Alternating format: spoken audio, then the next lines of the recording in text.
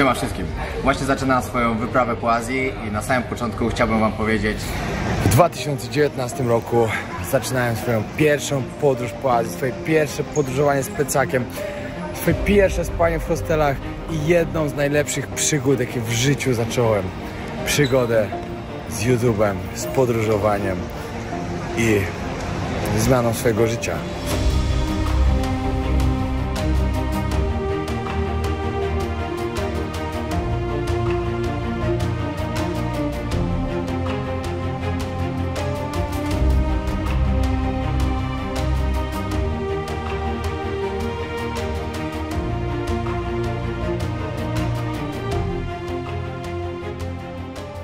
Siemanko moi drodzy, ten film jest bardzo wyjątkowym filmem ze względu na to, że jest to podsumowanie po pierwsze ostatniej podróży. Jest to film numer 100 na 100, czyli setny vlog z moich ostatnich 4 miesięcy podróży, gdzie byłem w wielu krajach, bardzo dużo przeżyłem i podróż, która naprawdę bardzo dużo zmieniła na tym kanale. I była niesamowicie udaną podróżą. To, co przeżyłem, to, co zobaczyłem i co mogłem wam pokazać w tych ostatnich 100 filmach, myślę, że zrobiło niesamowitą robotę. Dodatkowo podsumujemy troszkę ostatni rok. Porozmawiamy trochę o liczbach, o wynikach moich, o krajach, w których byłem. Dodatkowo, jak oglądacie to na kanale, właśnie skończyło się 6 lat. 6 lat temu założyłem kanał Podróże Wojownika, co naprawdę jest dla mnie wyjątkowym dniem, ponieważ w ciągu tych 6 lat pokazałem, że nie ma rzeczy niemożliwych, że jeśli naprawdę chce się coś robić, chce się osiągnąć sukces, chce się pokazywać, jak niesamowity mamy świat, można to zrobić. Zaczynając totalnie od zera do miejsca, w którym jestem. Zaczynając naprawdę, miałem 2,5 tysiąca miesięcznie złotych, żeby przeżyć w Tajlandii. Do tego, że żyję teraz w pięknej willi na Phuket i nie brakuje mi niczego. To jest niesamowite. To jest po prostu droga tych 6 lat, które przeszedłem i to naprawdę z jakimi przeciwnościami losu się to wszystko po prostu zbiegało, jak to się składało wszystko w całość. Niesamowite. No i dodatkowo na kanale przekroczyłem właśnie liczbę 700 tysięcy subskrybentów i chciałem wam od razu w tym filmie obiecać, ponieważ jest początek roku, że do końca roku odbiorę złoty znaczek od YouTube. Daję teraz tu moją obietnicę i będę robił wszystko to, żeby osiągnąć sukces, żeby mi się udało odebrać ten znaczek jako pierwszy podróżnik, pierwszy podróżnik, który podróżami doszedł do tego 1 000 000. W ogóle tak już przekroczyłem skalę, bo 700 tysięcy jeszcze i tak się nikomu nie udało zrobić wcześniej. A ja mam cel 1 000 000. I oczywiście to nie będzie koniec tego wszystkiego, bo to dopiero się zaczyna. To dopiero, znaczy może nie zaczyna, bo to trwa już 6 lat, ale będzie to coś na pewno wyjątkowego. Także oglądajcie ten odcinek, trochę sobie pogadamy i myślę, że Grzesiu też zrobi dobrą robotę z niezłymi wstawkami tutaj.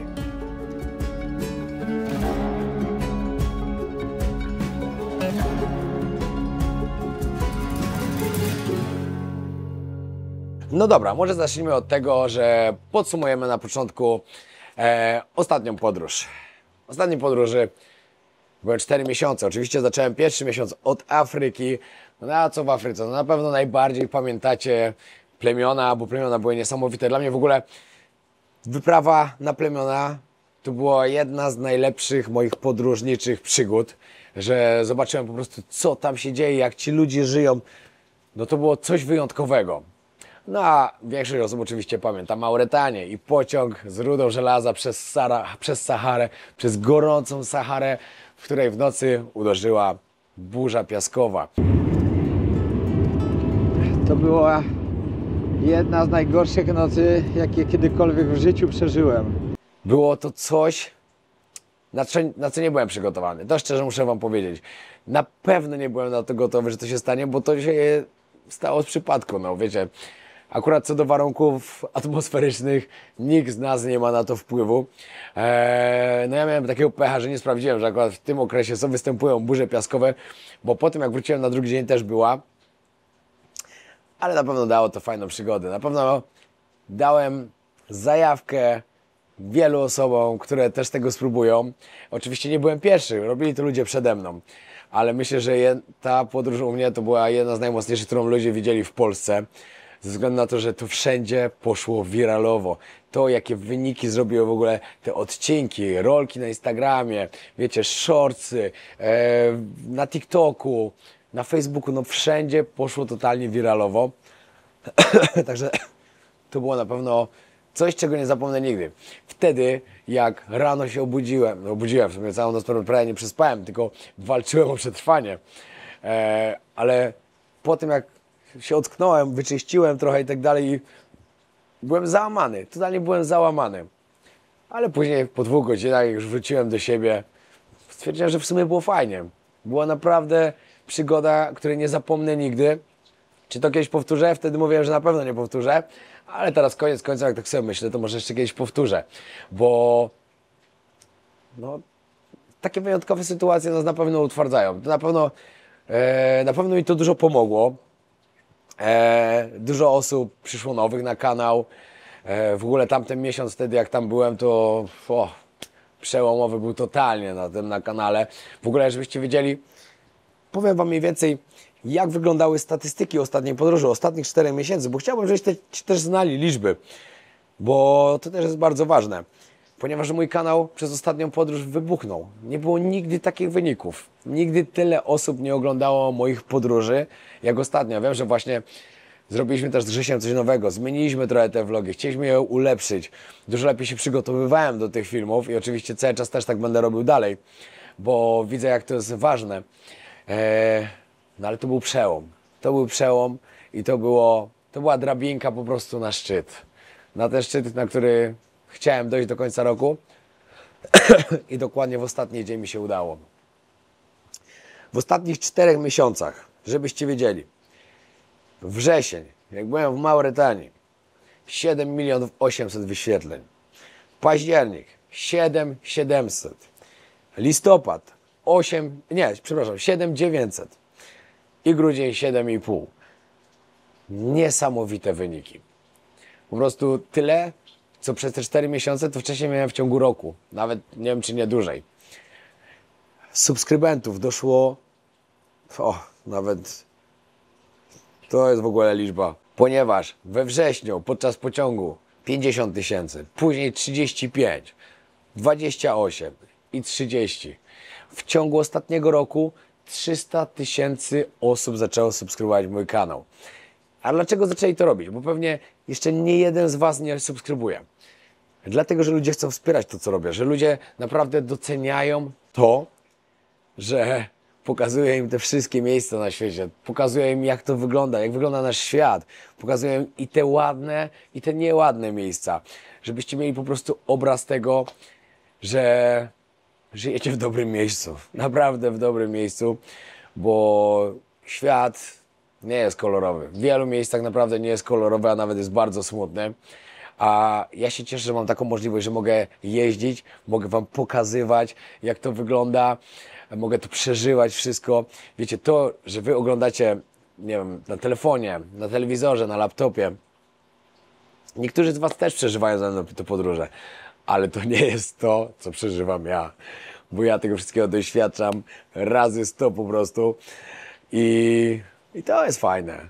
To jest fajne, że mogę to robić, że wam się to podoba i że to doceniacie.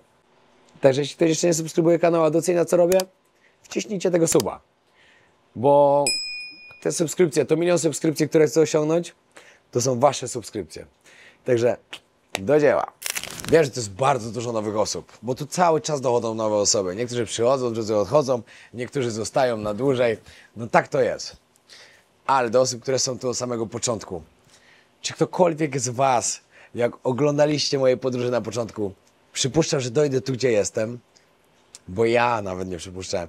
Ja naprawdę chciałem tylko mieć pieniądze z YouTube'a, żeby móc sobie przeżyć w Tajlandii, żeby mieć na jakieś tanie podróżowanie, żeby mnie było stać na cokolwiek, żebym, wiecie, żebym mógł zostać w tej Tajlandii.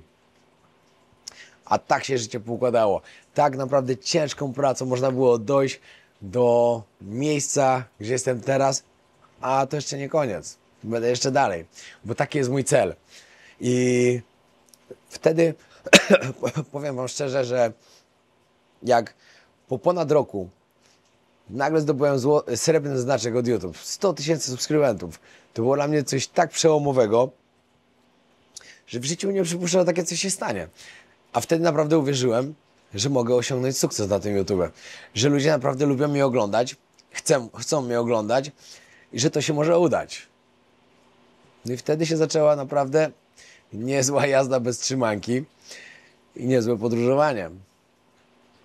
Ostatnio sobie tak wspominałem najlepsze podróże, jakie przeżyłem w życiu i szczerze wam powiem, że w każdej podróży jest coś wyjątkowego, bo każda podróż jest wyjątkowa na tyle, że zawsze się przeżyje coś nowego, zawsze się kogoś nowego pozna i każda osoba w waszym życiu coś zostawia.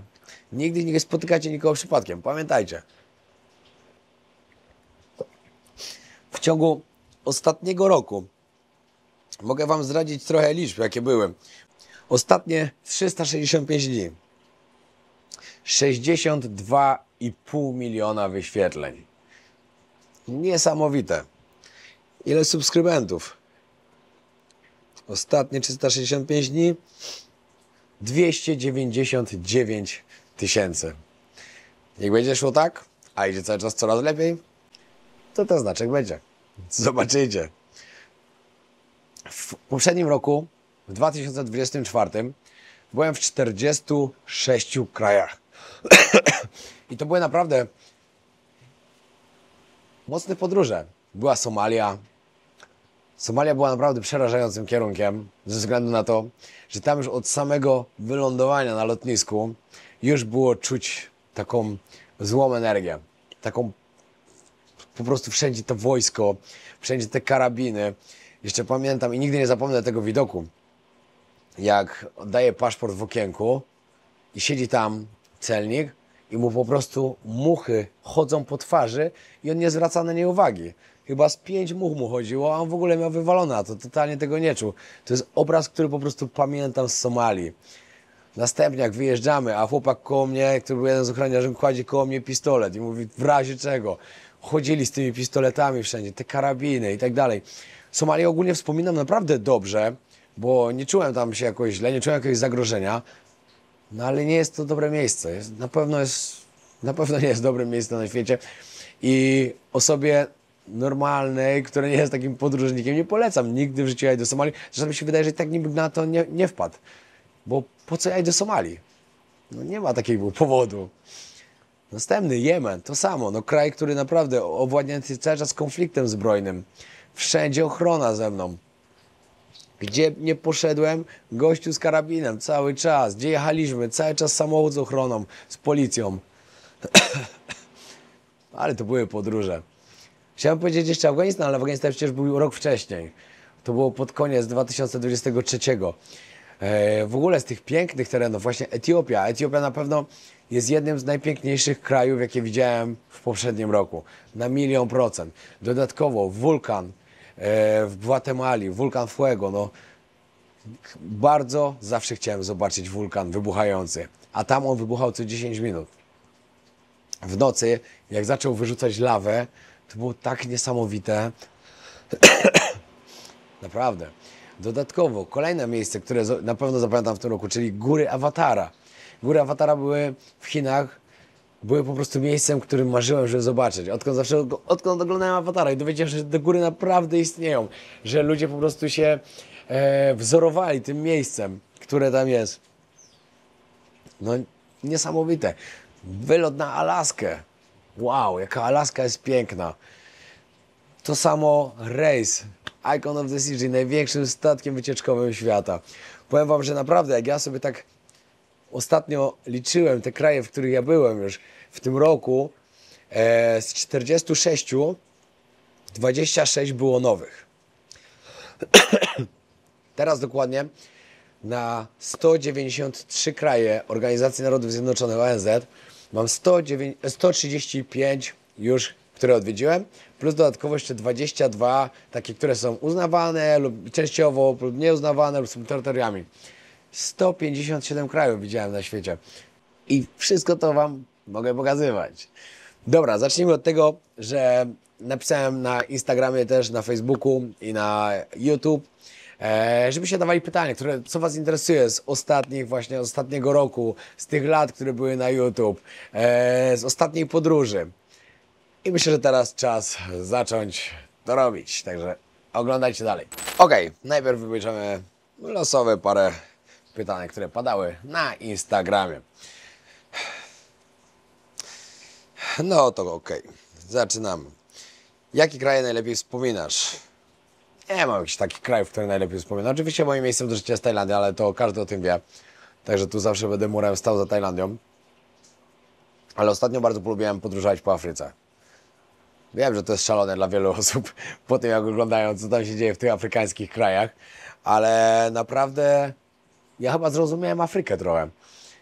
Kiedyś sobie wyobrażałem, że Afryka to będzie najgorszy kontynent, po którym muszę podróżować i w ogóle będę to robił za karę, będę cały czas zdenerwowany tam i tak dalej. A wcale tak nie jest. Ja na przykład, jak wiem, że w marcu jadę znowu do Afryki, to się bardzo cieszę. Bo akurat będę tam mam 2 kraje do zrobienia.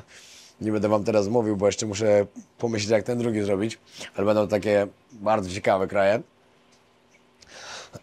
Bo do jednego udało mi się wizę dostać pół roku później niż planowałem. A żeby nie lecieć z Azji po prostu do jednego kraju, no to jeszcze jakiś jeden tam będzie. I cieszę się, że tam jadę. Zawsze, oczywiście moim ulubionym kontynentem jest Azja, ale ta część Azji, ta wschodnia część Azji, bo wiadomo, Azja jest największym, ogromnym kontynentem i nie można powiedzieć, że najbardziej lubię Azję, bo tak samo jakbym miał powiedzieć, że wtedy lubię, nie wiem, Afganistan, bo Afganistan też jest w Azji. Ale myślę, że tak. Myślę, że Afrykę mógłbym do tego powiedzieć, na pewno, no. Jakie masz potem plany, jak zwiedzisz wszystkie kraje na świecie? Będę zwiedzał znowu, no. Wiecie, to, że odwiedzę każdy kraj teraz, to nie znaczy, że go zwiedzę całego. Będzie można wracać do niego znowu i znowu z innej strony go zwiedzać, poznawać nowych ludzi, nowe terytoria tam, tereny, raczej tak powinienem powiedzieć. No i przygodowo będę bardzo dużo szedł. W tym roku w ogóle też chcę przygodowo zrobić. W tym roku w ogóle bardzo mało nowych krajów dojdzie do tej listy moich 135 odwiedzonych z ONZ, bo jeśli, tak jak myślałem, jeśli będzie nawet 10 więcej, to i tak będzie dużo. A może nawet tyle nie być, bo podróż, którą mam ustaloną, którą będę zaczynał chyba w maju dopiero, no to jest... To idzie przez wiele krajów, w których już byłem po prostu. Ale to będzie naprawdę świetna przygoda. Jak oglądałeś pierwszego odcinka na Polsacie? Szczerze to nie wiem, ale wydaje mi się, że nie była jakaś świetna, ze względu na to, że było o 18 w Sylwestra. Ja od razu mówiłem, że mi się strasznie nie podoba ta godzina i ten termin, no ale ja tam nie miałem nic do gadania. Także jak były złe wyniki, to wcale się nie zdziwię. Ale jak będzie powtórka tylko, to Wam dam na pewno znać. Będę pisał to wszędzie, żebyście mogli zobaczyć. Bo szczerze mówiąc, powiem Wam teraz coś, o czym wiele osób na przykład nie wie, będzie zaskoczonych. Ale ja też go nie oglądałem na żywo, bo mi też nie działało. I byliśmy w górach, telewizja nam nie działała, a jak próbowaliśmy go puścić online, to się nie dało. Także ja bardzo dobrze rozumiem ludzi, którzy nie mieli okazji go oglądać ze względów na różne powody, które się stały. No albo nie mieli tego kanału, chociaż to było na otwartym to było na Super Polsat, który jest na każdym Polsacie. Nie na każdym Polsacie, tylko na każdej telewizji. Nawet jak ktoś ma naziemną albo coś, to tam i tak jest ten Super Polsat. No ale godzina była 18 w Sylwestra, także no umówmy się. Jak unikasz wszystkich egzotycznych chorób? Nie wiem, mam farta chyba, ale to jest też najlepsze, że 4 miesiące ostatnio w podróży byłem cały czas naprawdę w wielu miejscach, gdzie powinienem być chory i to cały czas. albo gdzie cokolwiek powinienem coś złapać.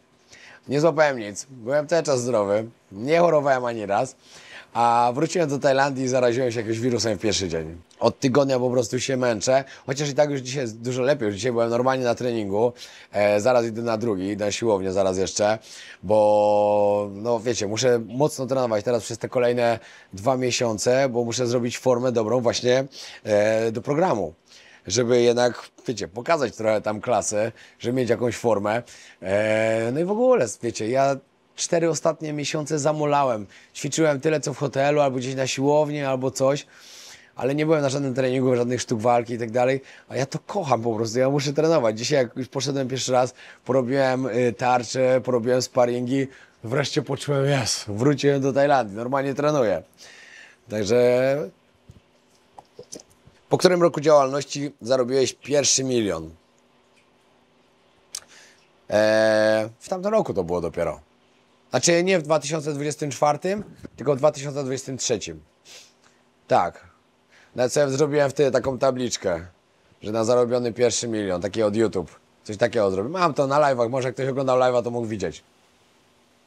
Tak, to był 2023, dokładnie, no. Znaczy to zarobione jak zarobione, no wiadomo, zarobiony, no ale to i tak do tego dochodzą koszty firmy, podatki, podróże i tak dalej, no i już wtedy nie zostaje z tego za wiele, ale było, że na AdSense tyle zarobione, także się już cieszyłem bardzo. Ale to mi zajęło, czekajcie, teraz 6 lat, no prawie 5 lat to zajęło. 5 lat. Jakoś tak, no 5 lat rozwijania kanału. Co było dla Ciebie najtrudniejsze podczas tych ostatnich 6 lat prowadzenia kanału? Na pewno dyscyplina, którą zachowuję cały czas. No to jest coś najtrudniejszego, bo macie tak, że Wam się strasznie czegoś nie chce. No po prostu nie chce Wam się iść nagrywać tego filmu, nie chce Wam się już wychodzić z domu. Wolelibyście sobie poleżeć przed telewizorem albo posiedzieć na telefonie, poskrolować jakieś pierdoły albo coś. A ja musiałem się przełamywać i wychodzić z domu i iść nagrywać. I to było na pewno najtrudniejsze, bo choćby nie wiem, jakby się nie chciało, to ja wiedziałem, że ja muszę to robić. Bo jak się chce osiągnąć sukces, to trzeba być zdyscyplinowanym. A dla mnie dyscyplina jest bardzo ważna. Dlatego ja sobie to nawet wytatuowałem. Tutaj mam dyscyplin, a tu mam sukces. No i tak to właśnie działa. Że jeśli chcecie coś osiągnąć, na pewno musicie robić swoją robotę, musicie być zdyscyplinowani i jeśli będziecie cisnąć, nie będziecie odpuszczać, to sukces przyjdzie. No i tak to jest, no. Inaczej nie może być. Bo jeśli nie przyjdzie, to znaczy, że coś źle robiliście i trzeba coś poprawić i cisnąć dalej. Najlepszy plecak, jaki miałeś podczas podróżowania, to ten, z którym teraz podróżuję. Kupiłem go w Decathlonie, to jest 4Class 60+5, otwierany dookoła cały. Tak jakbyście walizkę otwierali i to jest na pewno najlepszy z najlepszych plecaków i nie wiem ile lat jeszcze z nim będę podróżował, bo go cały czas naprawiam. Jak się tylko coś stanie, to go naprawiam. Nie kupuję nowy, tylko naprawiam ten, bo on jest po prostu tak wygodny i tak fajny. Czy pamiętasz swoją pierwszą podróż? Jakie największe błędy popełniłeś podczas tej podróży? Dzisiaj właśnie rozmawiałem z kolegą na ten temat, że bardzo fajnie ostatnio wspominałem swoją pierwszą podróż po Azji. Bo to była podróż, gdzie nie miałem pieniędzy, nie miałem doświadczenia, nie wiedziałem co będzie. Wiecie, żyłem po prostu z dnia na dzień. Trzeba było kombinować, żeby przetrwać. Spałem w najgorszych melinach, jakie były, żeby tylko się wyspać. Swoje pierwsze noce w hostelach miałem. Podróżowanie po tej Azji tymi autobusami, pociągami, jakimiś busami rozwalonymi. Czy popełniłem tam jakieś błędy? Nie wiem. Nie zwracałem na to na pewno uwagi. Bo to była jedna z najlepszych przygód, jakie przeżyłem kiedykolwiek. Bo to było pierwsze. Wiecie, teraz każda podróż są trudne i łatwe, ale to już nie jest ta pierwsza podróż. Tę pierwszą podróż się chyba pamiętam najbardziej, bo ta pierwsza podróż też była taką przełomową w mojej, powiedzmy, karierze na YouTube, podróżnika, youtubera.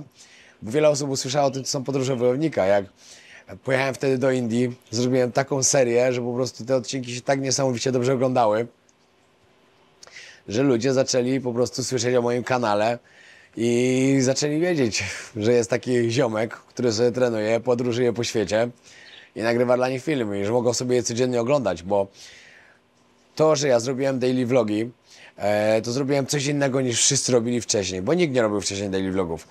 Wiele osób może o tym nie wiedzieć, ale podróżnicy, którzy wrzucali wcześniej filmy przede mną, jak ja jeszcze nie podróżowałem, robili przeważnie jeden film w tygodniu. Czasem ktoś zrobił 2 filmy w tygodniu, ale przeważnie wszyscy wrzucali tylko raz w tygodniu. A ja stwierdziłem, że zrobię coś innego. Że zrobię daily vlogi. Że uzależnię ludzi od swojego kanału po prostu.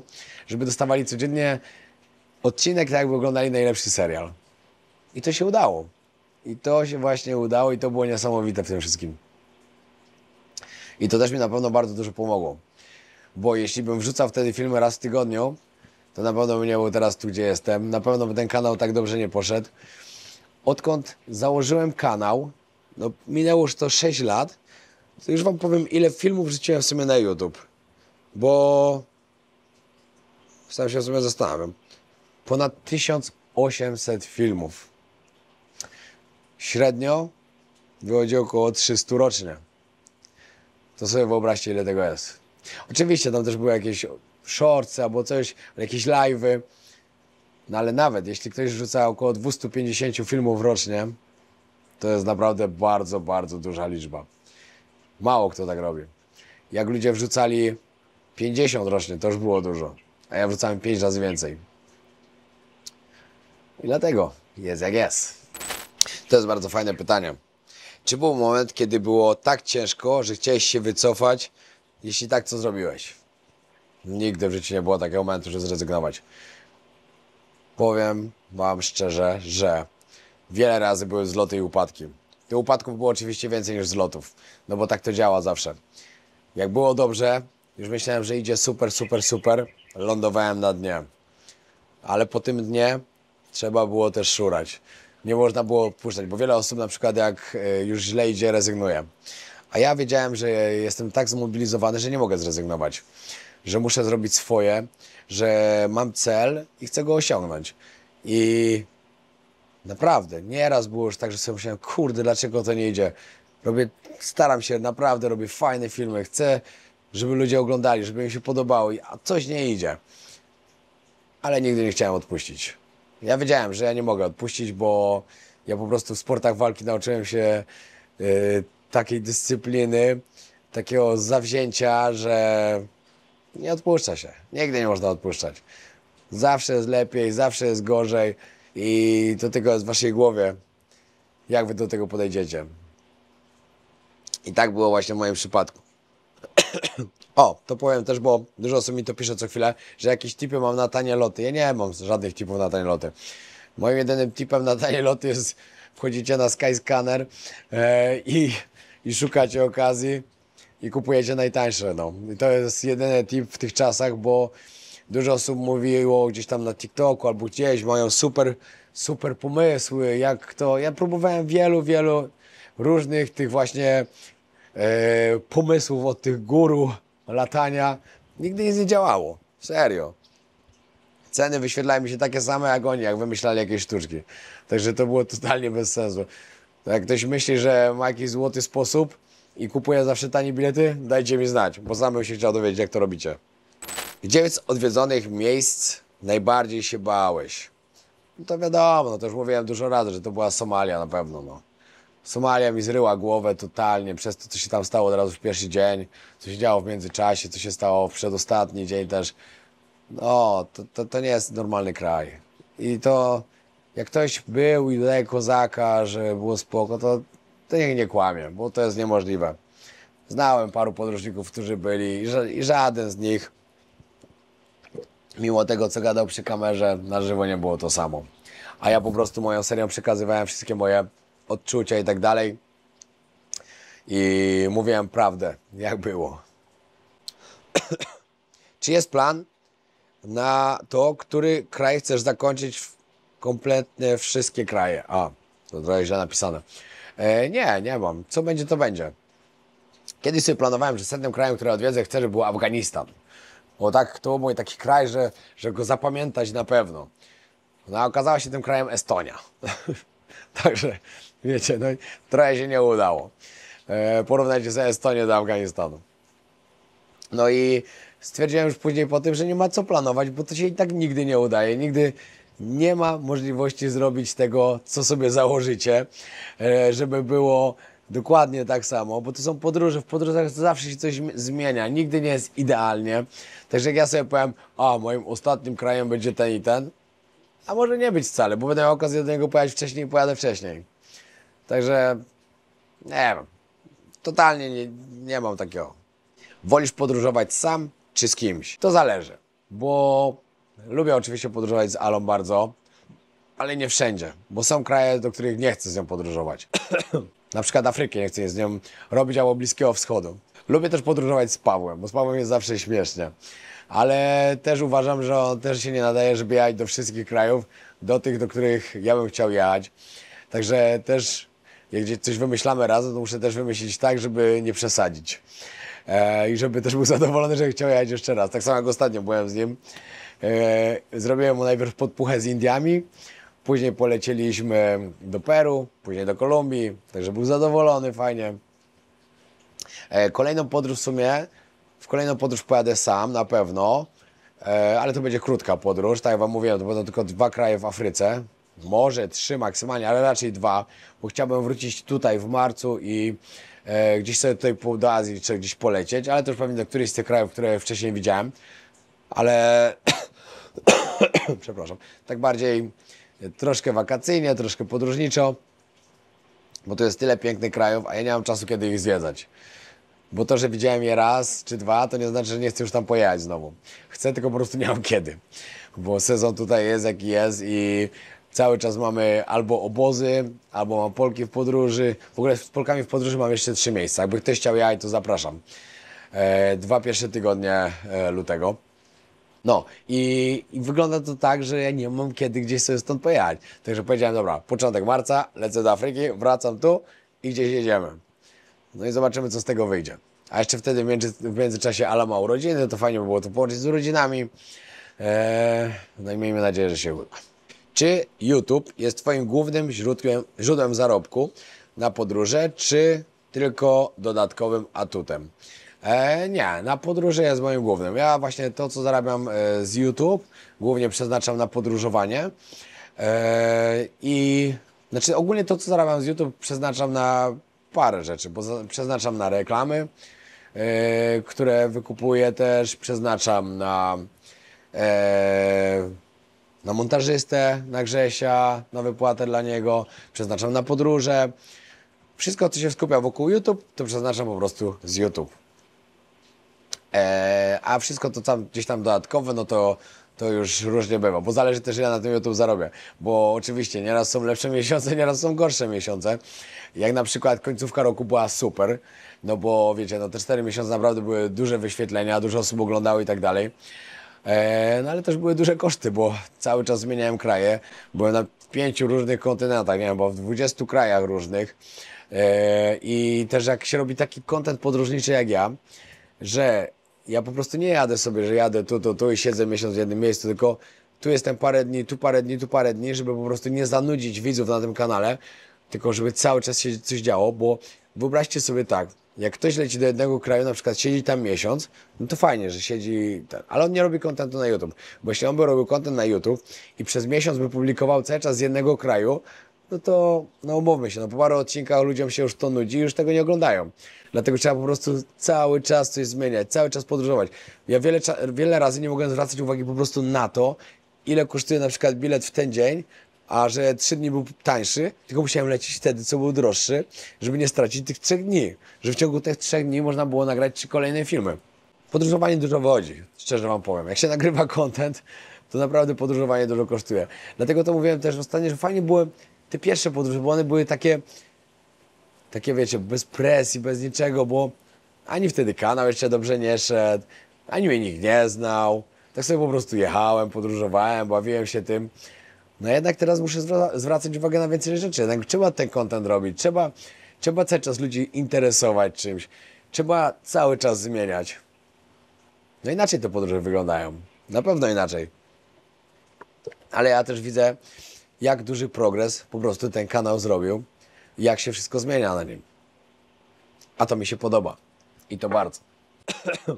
Skąd brałeś na początku pieniądze na podróżowanie? To jest też fajne, bo wiele osób się zastanawia, skąd wziąć ten hajs, skąd to mieć, żeby ruszyć w tą pierwszą podróż. Ja powiem tak, miałem tam jakieś parę groszy odłożone, bardzo mało, bardzo, żebyście nie myśleli, że dużo. To było bardzo małe pieniądze.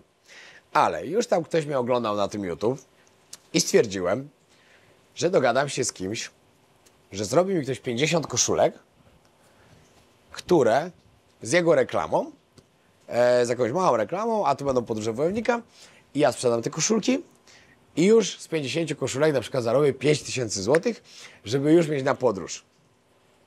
I to był pierwszy patent właśnie na to, żeby tak zrobić. Bo oczywiście dużo początkujących youtuberów i tak dalej ma też Patronite. I ja na samym początku też miałem, oczywiście. Ale po tym jak zacząłem już zarabiać te pieniądze, to stwierdziłem, że to jest trochę nie w porządku, żebym od ludzi brał na Patronite pieniądze, no bo wiecie, no ktoś na to jednak pracuje i tak dalej. No trochę głupio, że ktoś mi wysyłał pieniądze z Patronite, gdzie ja zarabiam już takie pieniądze, że nie potrzebuję tego brać od ludzi. I w ogóle ja zawsze będę uważał, że moim zdaniem Patronite powinno być dla ludzi, którzy naprawdę tego potrzebują. Ale tam każdy ma swoje podejście, jakie ma, mnie to nie interesuje. Ja po prostu wam mówię, jakie ja mam podejście do tego.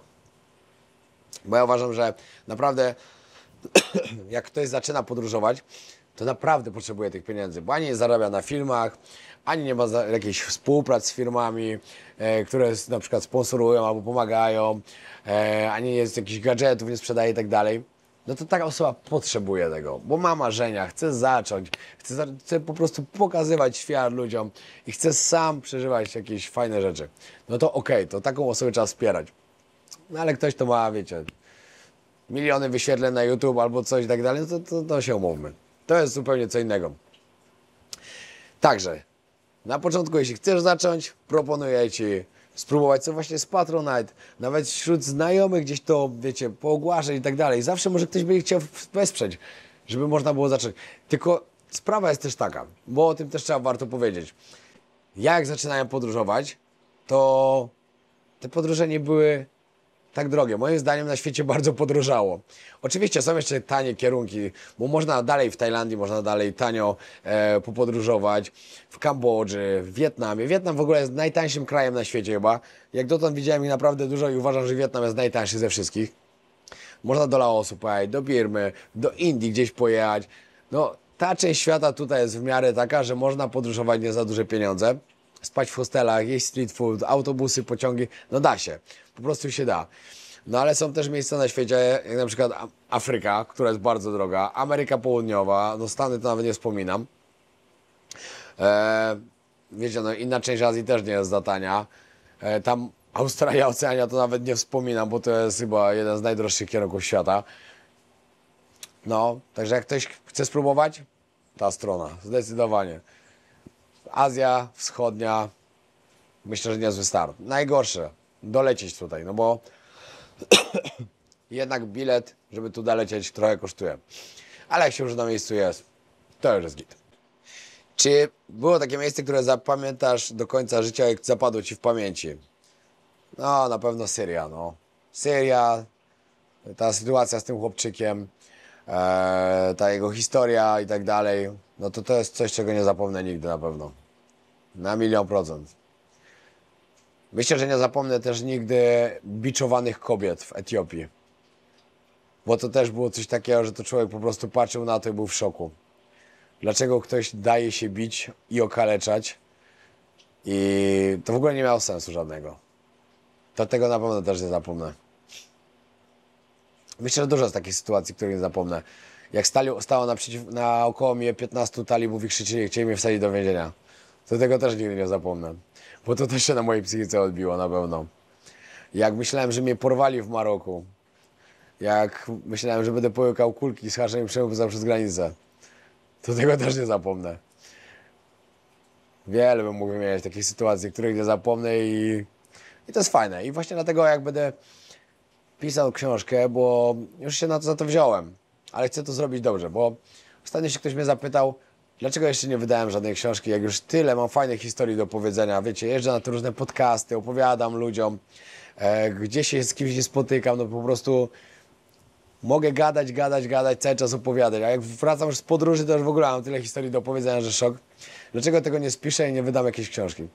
Ja powiedziałem, że wydam, tylko ja chcę zrobić to dobrze. Ja nie, ja nie chcę po prostu wydać książki, żeby była. Ja chcę zrobić coś, co jak ktoś usiądzie, weźmie tą książkę do ręki, zacznie czytać, to że nie będzie mógł skończyć. Że będzie chciał stronę za stroną przewracać, że wszystko dookoła nie będzie się liczyło, tylko po prostu ta osoba wejdzie w tą książkę swoją wyobraźnią i będzie ze mną w tych miejscach, w których ja byłem. I myślę, że takie książki są fajne. Te, które naprawdę nie dość, że wam coś dadzą, które się fajnie czyta i które przenoszą was w dane miejsce. Że z autorem książki jesteście tam po prostu w środku i to wszystko przeżywacie. I ja chcę coś takiego zrobić. Dlatego muszę najpierw to dobrze wymyślić. Musi mi ktoś też oczywiście później pomóc w tym, żeby to jakoś poprawić ładnie, żeby to wszystko było dobrze do czytania. No i wtedy ona będzie wydana. Może w tym roku, może w przyszłym. Nie wiem. Czas pokaże. Jakie to było dziwne uczucie, jak ktoś pierwszy raz do Ciebie podszedł, rozpoznał Cię i przybył Ci piątkę, że Cię ogląda na YouTube. Ja to nie zapomnę tego nigdy w życiu. To było w Tajlandii, jak właśnie wróciłem podczas swojej pierwszej podróży po Azji. Ja byłem w szoku po prostu. Ja nie wiedziałem, że popularność już tak wygląda w moim przypadku, że już ludzie będą mnie rozpoznawali. Ja wyszedłem na Bangla Road, na tą imprezową ulicę, idę, a tu ktoś do mnie podchodzi. Siema Piotrek, podróże wojownika, oglądam Cię, dawaj zdjęcie. Przechodzę 100 metrów dalej, kolejna osoba, idę dalej, kolejna osoba i chyba, wiecie, zanim przeszedłem przez ulicę, to 10 osób sobie ze mną zdjęcia zrobiło tam. Ja mówię, co jest grane? Ja nie wiedziałem, że tyle osób w Polsce już to śledzi. Dziwne to było, wiecie, teraz to jest takie normalne po prostu, wiecie, co chwilę ktoś podchodzi sobie zdjęcie robić. Ja oczywiście z każdym się zgadzam, no bo to jest fajna sprawa, no ja bardzo doceniam, że ludzie chcą to robić i nie wyobrażam sobie komuś odmówić zdjęcia, ale na początku to było takie dziwne, wiecie, bo ja w ogóle nie przypuszczałem, że tak będzie to wyglądało, że ktoś będzie chciał ze mną sobie zdjęcie zrobić, no po co?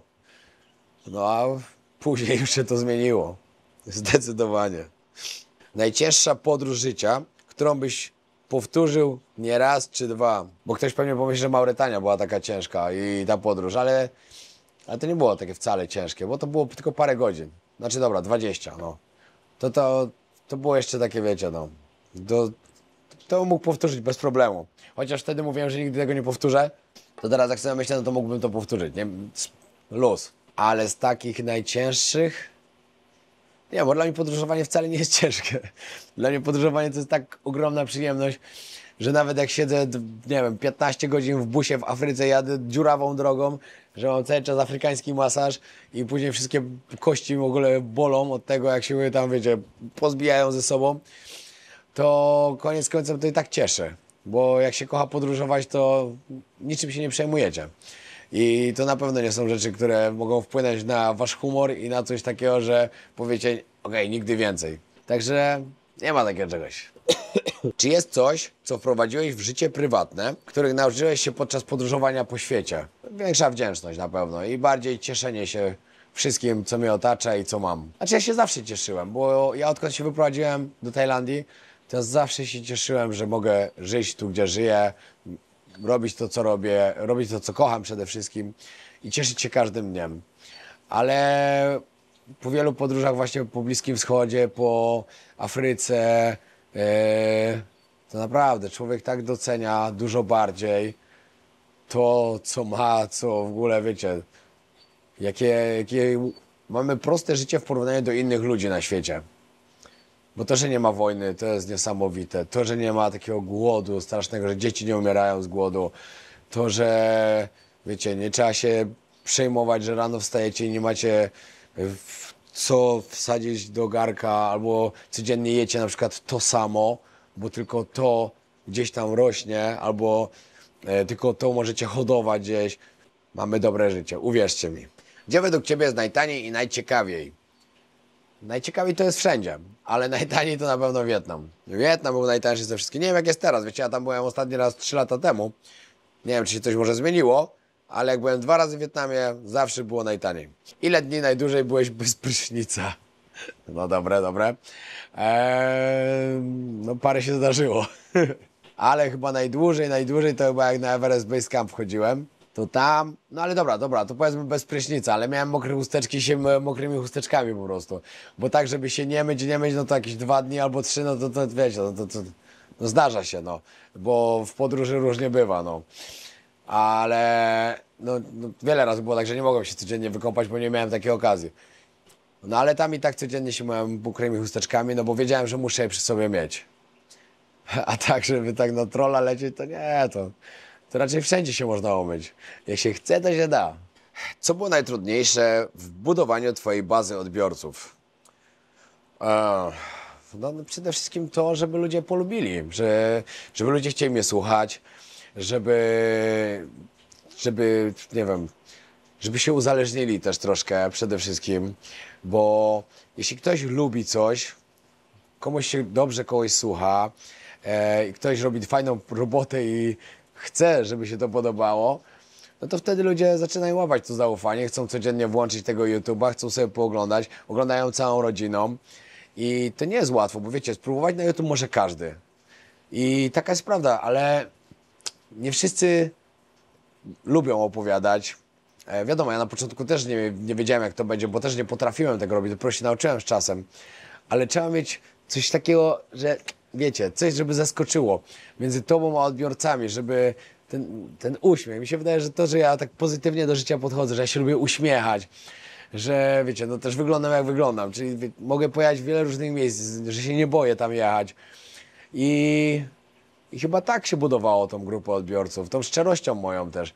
Tym, że jak coś mi się nie podobało, to mówiłem, że mi się nie podoba, że jak było gdzieś na stronie, to mówiłem, że jest lipa, a to jak gdzieś było fajnie, no to mówiłem, że jest fajnie, no. A nie, że jadę do jakiegoś miejsca i udaję, że jest tylko fajnie, bo tak to nie wygląda, że wszędzie jest fajnie, no bo nie jest po prostu. A są ludzie też, którzy próbują bardzo zakrzywić rzeczywistość, co mi się też nie podoba. No ale później jest jak jest. Najważniejsza jest szczerość. Najważniejsze jest to, żeby ludzie wiedzieli, że robisz coś, co kochasz, chcesz to ludziom pokazywać, jesteś wobec nich naprawdę taki uczciwy, że jak coś jest tak, to jest tak, a nie, że się kłamie. No i to była, myślę, recepta na sukces też na pewno moja. Czym dokładnie nagrywasz wideo? Telefon, dron, czym montujesz filmy? Od samego początku, jak tam zaczynałem nagrywać, zawsze używałem tylko telefonu. Znaczy akurat teraz nim nagrywam. Bo mam dwa. Jeden mam do social mediów, jeden mam do nagrywania. I powiem szczerze, że wiele osób na pewno jest zaskoczonych w Polsce tym, jak można dojść do takiego etapu, jakim jestem teraz, nagrywając tylko telefonem. A ja powiedziałem, że ja zrobię coś więcej. Ja zdobędę złoty znaczek od YouTube nagrywaniem telefonem. Bo co się liczy? Liczy się przekaz. Liczy się to, jak wy odzywacie się do ludzi, jak opowiadacie im historię. I nieważne, czy macie jakiś telefon, telefon okej, telefon fajnie mieć dobrą kamerę oczywiście, ale jakiś aparat za nie wiadomo ile tysięcy, że najśmieszniejsze jest to, że ktoś myśli, że drogi sprzęt pomoże mu w osiągnięciu sukcesu. To tak nie wygląda. Trzeba mieć gadane i to jest sukces najważniejszy. Bo można mieć tani telefon, a robić super robotę. Ja nagrywam iPhone'em 15 Pro Max teraz. Nagrywałem wcześniej, jak zaczynałem, to chyba miałem iPhone 11, później miałem 13 chyba, albo 12, 13, 14, 15, jakoś tak przechodziłem po prostu. Teraz 16 nie kupuję, bo nie ma sensu, bo ma taką samą kamerę jak ten, który mam teraz. Latam dronem DJI Mini 4 Pro. Wcześniej miałem Mini 2, później Mini 3, teraz mam Mini 4. I myślę, że tej 4 długo nie zmienię, bo też nie potrzeba, bo jest świetna. Jestem bardzo z niej zadowolony.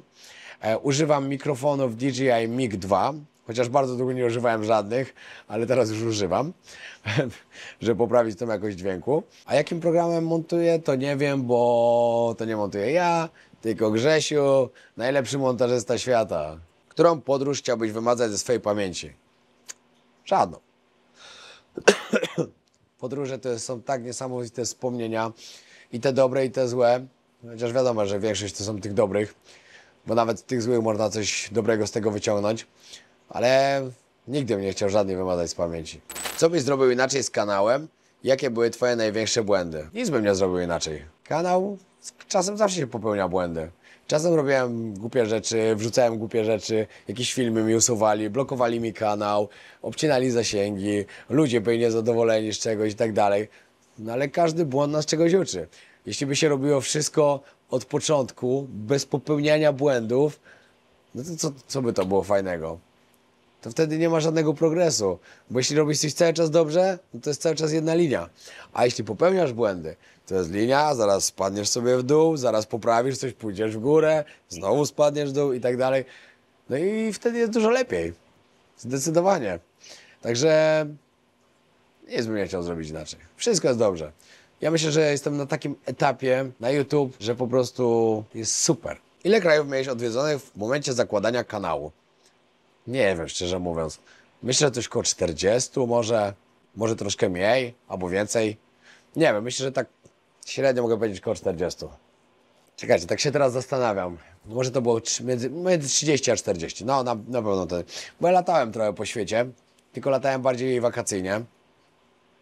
Lubiłem sobie gdzieś pojechać w różne fajne nowe miejsca zawsze, ale to nie było takie typowe podróżowanie z plecakiem. No ale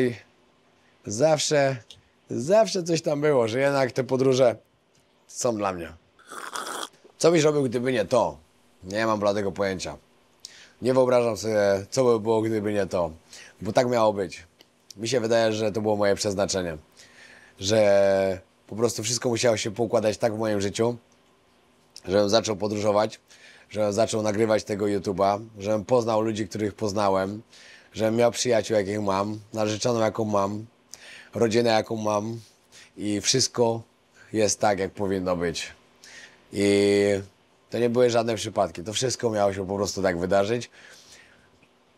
A jeśli nie to nie wiem, no, pomyślcie, w jakim ja byłem momencie mojego życia. Ja wyjechałem do Tajlandii, wzięli mnie do teamu, bo wtedy wygrałem pas mistrza świata amatorski w MMA, miałem 3 walki, to było w 2018 roku, w październiku dokładnie, w Niemczech pojechałem, wygrałem 3 walki, zdobyłem ten pas, napisałem tutaj do Tiger Muay Thai, żeby mnie nie wzięli do teamu, że chciałbym tutaj walczyć, wyjechać, robić karierę zawodową. No i wyjechałem i się odbiłem trochę od ściany. Okazało się, że ja na tych walkach nie zarobię pieniędzy. Że nie da się na tym zarobić pieniędzy. Na pewno nie jak się zaczyna. Że trzeba mieć dużo pieniędzy, żeby sobie tu żyć po prostu, ale z walk nie zarobię, bo wtedy jak walczyłem tutaj w tajskim boksie, to zarabiałem po jakieś $100 za walkę. Zresztą te stawki się wcale nie zwiększyły tutaj, bo cały czas przez tyle lat jest tyle samo. Tutaj jak ktoś walczy, to walczy bardziej dlatego, że chce walczyć dla fanu niż po prostu dla pieniędzy, no bo pieniędzy z tego nie ma. I po prostu nie wiedziałem, co robić. Ja musiałem coś wymyślić. Musiałem wymyślić, że po prostu coś zrobić dodatkowego, żebym mógł sobie walczyć dla tych małych pieniędzy, ale żeby skądś zarabiać pieniądze, bo po paru miesiącach te pieniądze miały mi się skończyć. I ja sobie nie wyobrażałem wracać do domu. Ja nie mogłem tutaj dostać żadnej pracy, no bo się nie da po prostu, a jak się da, to trzeba naprawdę mieć duże znajomości i mieć jakiś taki zawód, którego nie mogą Tajowie zrobić. No albo po prostu, wiecie, no teraz więcej możliwości widzę, ale wtedy nie widziałem żadnych, bo nic o tej Tajlandii nie wiedziałem tak bardzo, jak teraz wiem. No i ten kanał na YouTube, to było to. To był po prostu strzał w dziesiątkę. Jeszcze wtedy poznałem Borysa. Borys mi też pomógł. Wiecie, powiedział gdzieś tam na swoim kanale o mnie, gdzie będę mu wdzięczny do końca życia za to. Miała być ta walka na Strzelce, o której wiele osób pyta, kiedy ta walka na Strzelce, ale to się nie odbywa po prostu. Wtedy, jak ja nagrałem ten film z Borysem, że jeśli dobiję mi do 5000 subskrybentów, to będzie walka na Strzelce, że wyjdę się tam bić na gołe piąchy. Zresztą to się nie udało, bo tam chyba 2000 mi doszło osób tylko. Ja mam dla was misję. Pająk właśnie zakłada swój kanał. Chodźcie, subskrybujcie. Jeżeli Pająk dobije do ilu? 5010. 5 koła, no. 5000 i walczę na następnej edycji. Jeżeli Pająkowi wejdzie 5 koła na subskrypcji, tylko musicie się spieszyć, to walczy na kolejnej edycji i skręcimy z tego materiał. A może nawet zrobimy z tego relację na żywo u niego na kanale i będziecie mogli zobaczyć na żywo jego poczynania tutaj w tym motoringu.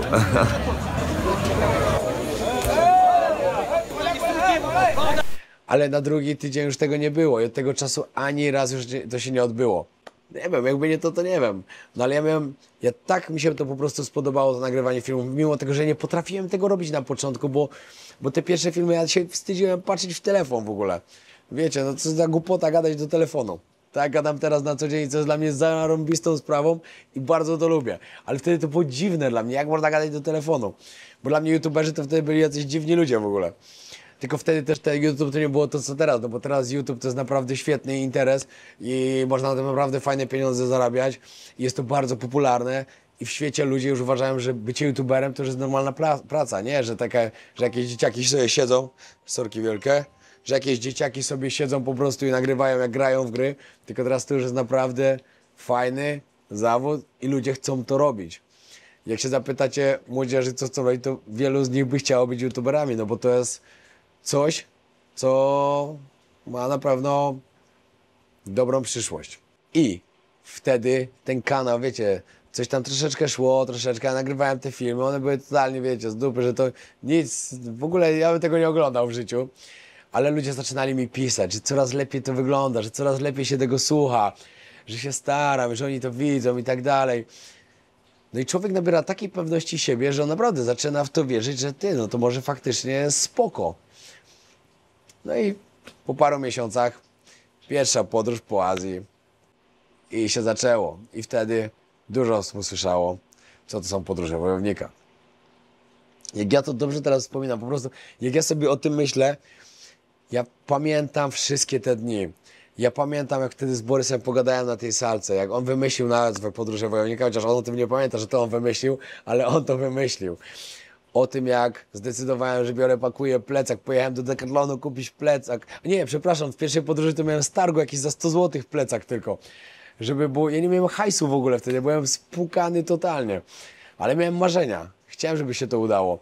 I wtedy pierwszy dzień, jak brat mnie odwiózł na lotnisko z plecakiem jednym, tu z przodu jeszcze drugi, gdzie teraz z 2 plecakami sobie nie wyobrażam w ogóle podróżować.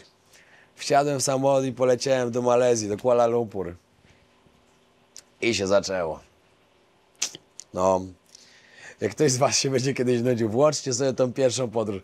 Zobaczcie sobie, jaka jest niesamowita różnica między tamtymi filmami, tamtym Piotrkiem, który wtedy zaczynał, tym małolatem. No bo dobra, może nie byłem małolatem, miałem 29 lat. A tym, co jest teraz, jaka to jest niesamowita zmiana. Bo ja na przykład, jak ostatnio sobie włączyłem, to sobie myślę, Jezus, kto to oglądał w ogóle? No ale i tak, wspomnienia piękne, no. Czy jeśli nie zna się żadnego języka, czy można podróżować? Można, bo w tych czasach można łatwo podróżować, masz wszystko w telefonie. Translator, wiesz, mapy, internet, wszystko, dasz sobie radę bez problemu. Gdzie widzisz siebie za kolejne 6 lat? Tajlandii na pewno. Czekajcie, za 6 lat to będę miał 42 lata. A, to już myślę, że jakieś dziecko będę miał. Tak mi się wydaje, na pewno. A gdzie? Na pewno będę mieszkał w Tajlandii, bo raczej nie zamierzam tego zmieniać na nic innego. Dobrze mi się tu żyje. Prowadzimy tu biznesy. Wiecie, agencja nieruchomości naprawdę bardzo fajnie idzie. Wiele osób kupuje te mieszkania, zadowoleni są bardzo. Budujemy też domy, wycieczki załatwiamy, obozy Muay Thai robimy. E-booka mamy o Tajlandii, Nasza Tajlandia, którego to rzeczywiście serdecznie polecam, jak ktoś się wybiera do Tajlandii. No nie wydaje mi się, że chciałbym to zmienić na coś innego, bo tu mi po prostu dobrze, no. Na pewno będę podróżował. Nie tak intensywnie jak teraz oczywiście, no bo w końcu się zmęczę troszkę tym na pewno. I będą to troszkę inne podróże. Ale oczywiście też będą, bo nie wyobrażam sobie całkowicie przestać podróżować. To nawet nie ma takiej możliwości, bo to jest jak z treningami. Jak ktoś trenuje pół życia, to nie da się nagle przestać trenować. No ja myślę, że z podróżami będę miał to samo. Także ja zawsze gdzieś będę musiał sobie pojechać, chociaż na chwilę, żeby gdzieś pojechać. Czy planujesz podróże z innymi ludźmi? Powiem wam ostatnią sytuację, jaką miałem. Odezwał się do mnie pewien chłopak. Fajnie w ogóle to zrobił, wiecie, nagrał filmik, że chciałby, żebym go nauczył różnych sztuczek podróżniczych, wiecie, różnych bajerków i tak dalej, które używam podczas swoich podróży, że on by pojechał gdzieś ze mną, że po prostu podpatrzyć, jak ja to robię, wszystko, że oczywiście on by sobie płacił za siebie i tak dalej, i tak dalej. Ale w podróżowaniu to troszkę inaczej wygląda. Że jednak jak już podróżujecie z kimś, no to podróżujecie tylko z bardzo bliską osobą. Ja potrafię podróżować tak dłużej tylko z 3 innymi osobami, oprócz mnie oczywiście. Jest to Ala, bo z Alą mogę podróżować wszędzie, bo my się po prostu idealnie w podróży dogadujemy, bo Ala jest podróżniczką, tak samo jak ja. I zanim się poznaliśmy, Ala była podróżniczką i ona zawsze lubiła podróżować i ona podróżowała nawet bardziej hardkorowo niż ja, bo ona spała nieraz, wiecie, autostop, spała gdzieś na jakiejś stacji w namiocie, gdzieś tak i tak dalej. Także ona naprawdę długo podróżuje. Paweł, no bo z Pawłem jest zawsze śmieszne, to mogę sobie z nim podróżować. A trzecią osobą, którą mogę podróżować, to jest Polo. Bo z Polem my się zawsze też dobrze w podróży dogadywaliśmy, bo Polo też jest po prostu podróżnikiem, że robimy coś razem, to robimy razem i nigdy nikt do nikogo nic nie ma, żadnych pretensji o nic. I to jest na pewno też osoba, z którą mogę podróżować. Chociaż w tym roku raczej nam się nie uda nigdzie razem pojechać, ale widzimy się za parę dni, bo Polo przyjeżdża do nas na obóz Muay Thai potrenować. Ale tak, żeby z kimś po prostu takimiś widzami gdzieś jechać albo coś, to nie wiem. Nie wiem, czy bym się odnalazł, a też nie chciałbym nikogo stawiać w takiej sytuacji, że z kimś mógłby się nie dogadać. Chyba sam bym nie chciał się postawić w takiej sytuacji, że głupio by mogło wyjść. No, naprawdę. Bo to była bardzo niezręczna sytuacja, że z kimś gdzieś jadę, nie dogaduję się z nim i mówię na przykład komuś, dobra, sorry, ale musisz lecieć w swoją stronę, ja lecę dalej sam. Nie chciałbym dopuszczać do takiej sytuacji, bo wiecie, no, nie lubię, jak ktoś o mnie źle mówi po prostu. Wiadomo, że nie ma ludzi, że o wszystkich się dobrze mówi, bo mam bardzo dużo hejterów też, ale to by było troszkę głupie, że ktoś chciał podróżować ze mną, a jednak mi się to nie udało, bo nie potrafię z kimś innym podróżować. Ale może kiedyś. Zobaczymy. Ile lat zamierzasz jeszcze prowadzić kanał na YouTube? Ile da rady? Z prowadzeniem kanału na YouTube jest tak, że ten kanał, co by się nie działo, to i tak, choćbym już nie prowadził tego kanału, ale raz na czas coś na niego wrzucił, no to ten kanał zawsze będzie zarabiał jakieś tam pieniądze. No, wiecie, kanał na YouTube to nie jest tylko kanał, ale to też jest to jest też firma oczywiście, no bo ja pod kanał muszę mieć założoną firmę, muszę płacić podatki, muszę się rozliczać zawsze co roku z tego i tak dalej. Nawet do Stanów trzeba rozliczenia podatkowe wysyłać, żeby udowadniać, że gdzieś płacicie podatki w jakimś kraju. Także kanał na YouTube w pewnym etapie to już jest firma wasza. I ta firma, mimo tego, że na przykład troszkę mniej będziecie się w nią angażować, no to ona i tak zawsze coś tam będzie zarabiała, jakieś te pieniądze. Także myślę, że kanał na YouTube dla mnie to będzie wiele, wiele lat do przodu. I zawsze coś tam z tego będzie. Także... Zresztą ja nie planuję zamykać. Ja naprawdę lubię być YouTuberem. Ja lubię być podróżnikiem, YouTuberem. Bo to jest fajne. Jeśli możecie dawać ludziom trochę szczęścia, możecie im pokazywać świat i ludziom się to podoba, to czemu tego nie robić? A jeszcze dodatkowo na tym zarabiacie pieniądze, możecie z tego żyć. Znakomite. Ile kasy wydałeś przez ten czas na podróże? Masz jakieś podsumowanie? Prowadzisz jakieś coś tam? Ktoś pyta o wszystkie podróże, no to bardzo dużo. Na pewno myślę, że z ponad 1 milion na pewno wydałem. Wydaje mi się, że nawet więcej, może z 1,5 miliona. No nie, no dobra, przypuśćmy z 1,5 miliona mogłem wydać, no bo teraz bardzo dużo podróży już jest bardzo drogich. Są kraje, do których nie da się tanio pojechać, tylko trzeba wydać naprawdę dużo pieniędzy. No i wiecie, no i też tak jak wam mówiłem, jak się robi content i ja nie mogę sobie czekać paru dni na tańszy bilet o 100 zł, tylko muszę polecieć dzisiaj, gdzie płacę dużo więcej, no to po prostu muszę lecieć takim samolotem. Jakie podróże będą jeszcze w tym roku? No to tak wam mówię, w tym roku na pewno będzie bardzo, bardzo przygodowo. Nie będzie takiego za wiele odwiedzania nowych krajów. Oczywiście będzie parę nowych, no bo musi być. No wiecie, moim celem jest zobaczyć każdy kraj na świecie, no to parę tych krajów muszę jeszcze zobaczyć nowych, ale tak wiecie, druga połowa roku, no to oczywiście jest to wyprawa kamperem po Stanach Zjednoczonych. Lecimy do Stanów w sierpniu. Chcemy kupić kampera, takiego bardzo podstawowego, po prostu troszkę go coś tam porobić i ruszamy przez Stany. Zaczynamy od wschodniej strony oczywiście, póki tam jeszcze będzie pogoda, żeby tak jak idzie ładna pogoda, to żeby tak iść, żeby nas nie dorwała nigdzie zima, bo nie chciałem tego, bo zima w Stanach Zjednoczonych jest naprawdę, naprawdę niefajna. Doświadczyłem jej 3 razy i nie chciałbym w kamperze na pewno spać w taką temperaturę.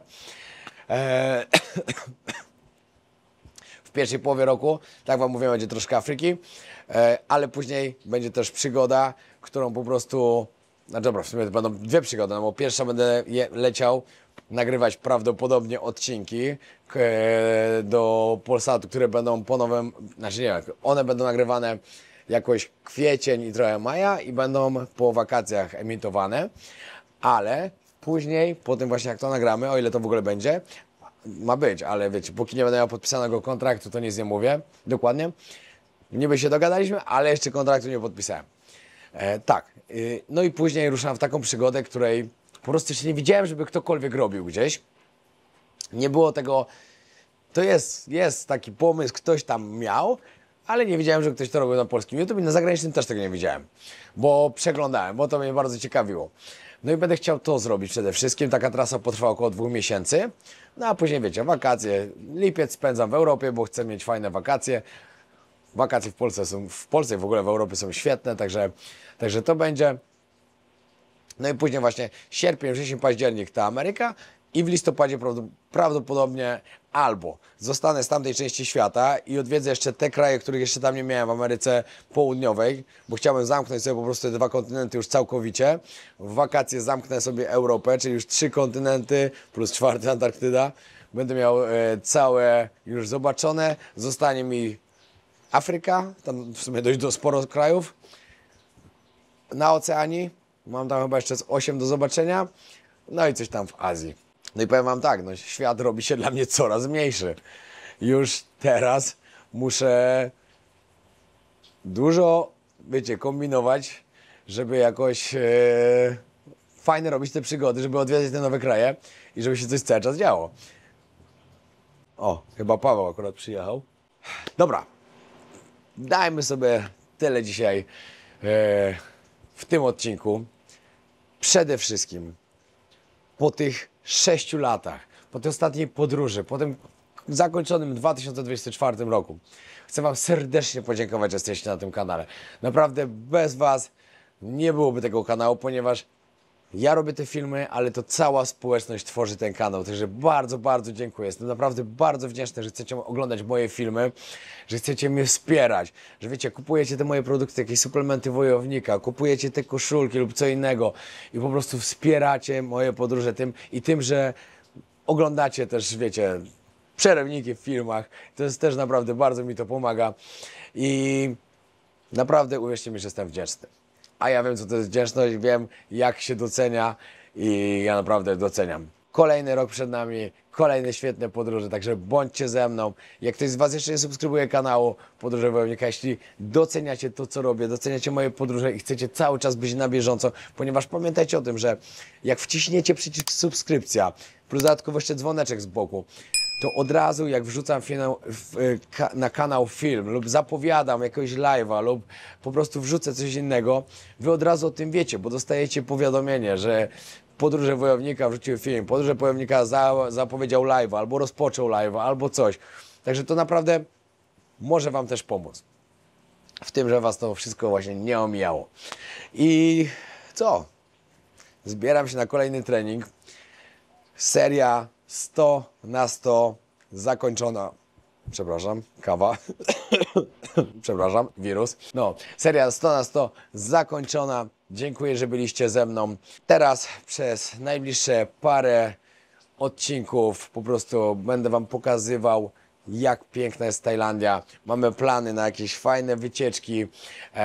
Chcę wam pokazać i zrobić różne takie tematyczne odcinki, które wam się przydadzą oczywiście, jak będziecie się wybierali do Tajlandii, albo będziecie chcieli dowiedzieć coś na jej temat. Oczywiście dużo możecie się też dowiedzieć z naszego e-booka Nasza Tajlandia, także też serdecznie polecam. I co?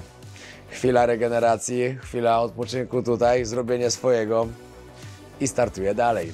Dzięki wielkie, naprawdę bardzo się cieszę, że oglądaliście to.